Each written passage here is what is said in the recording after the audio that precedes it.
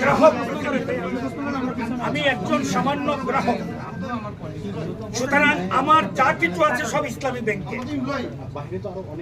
বহু গ্রাহক। আমি তো প্রবেশ করার অনুমোদন তো এখানে প্রয়োজন হয় না। আপনারা ঢুকতেছেন, দুনিয়ার মানুষ ঢুকতেছে, আইন শৃঙ্খলা বাহিনী ঢুকতেছে, আমি ঢুকতে পারবো না কেন? আমার ব্যাংক, আমি ঢুকবো।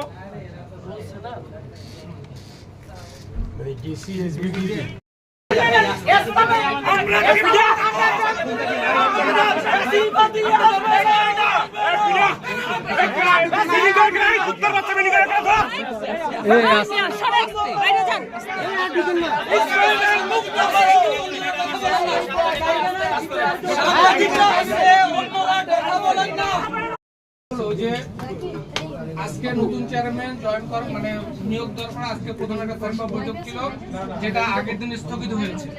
সেই বৈঠকটা নাকি অনলাইনে করার জন্য আপনারা নাকি অনুমোদন চেয়েছেন। কেন এই বিশেষ পরিস্থিতি হলো? এখন করোনার সময়